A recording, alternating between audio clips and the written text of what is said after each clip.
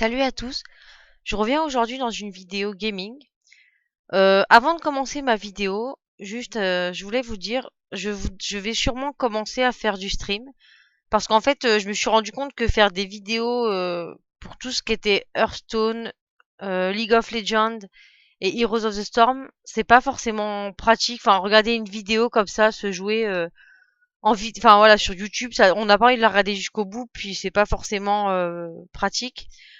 Donc je pense que je vais commencer dans pas longtemps à faire du stream une ou deux fois par mois. Pour au début je voulais faire une fois par semaine, mais c'est vrai qu'avec les enfants et ça c'est pas forcément pratique, mais je pense ou peut-être une fois par semaine si j'y arrive, sinon ça sera une ou deux fois dans le mois, je ferai des streams soit sur League of Legends, soit Heroes of the Storm, soit Hearthstone, en fonction de ce qui intéresse les gens. Donc aujourd'hui je vais faire une vidéo donc sur Hearthstone, mais pas sur les parties en fait, sur les decks. Donc je vais vous montrer en fait ce que moi je mets dans les decks quand je les fais, ce que je trouve utile comme carte.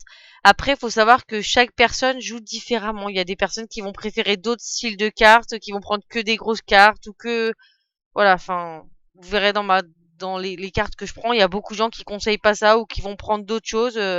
Donc voilà, c'est vraiment ce que moi je prends comme carte. Donc moi je joue souvent prêtre en fait, je sais pas pourquoi, j'adore comme dans WoW, de toute façon en WoW je joue prêtresse aussi.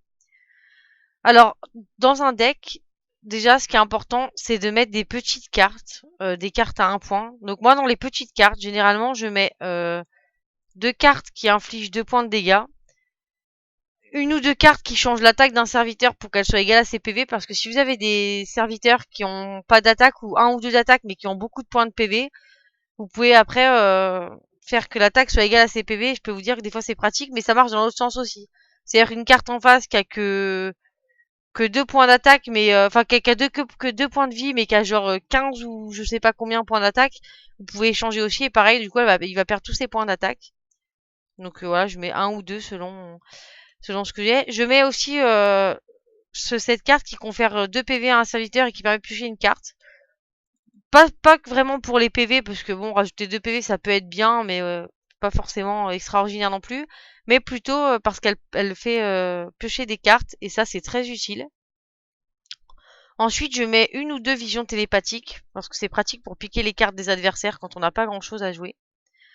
Une chose essentielle dans mon deck, c'est les silences. J'ai beaucoup de silences à chaque fois. Quand je joue contre quelqu'un, on me le dit souvent, oui, tu silences beaucoup, mais c'est très pratique selon les cartes qu'il y a en face.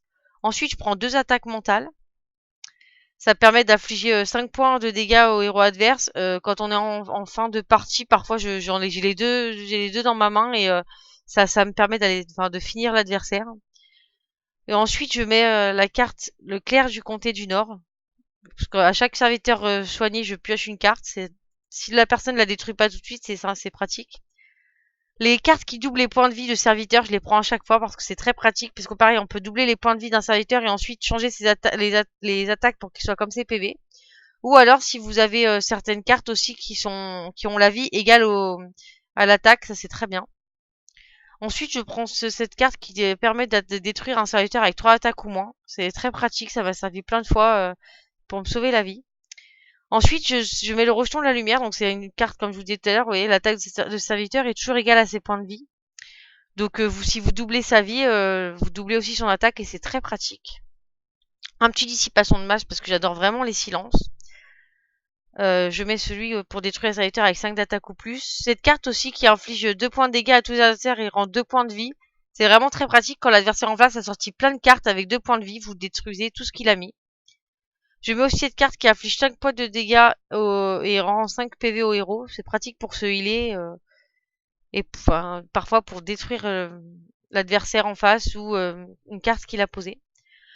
Des docteurs vaudous, même si je sais que je peux me healer, parfois c'est pratique d'avoir d'autres sortes de heal. Je mets aussi la garde lumière. Chaque fois qu'un personnage est soigné, il gagne 2 d'attaque. Quand on soigne les héros ou les serviteurs, elle gagne de l'attaque et c'est vraiment des fois très pratique de l'avoir. Ensuite, je vais prendre plusieurs serviteurs provocation, des cartes silence toujours, ça c'est important pour moi. Et je vais chercher voilà à prendre des cartes de provocation un peu partout dans mon deck.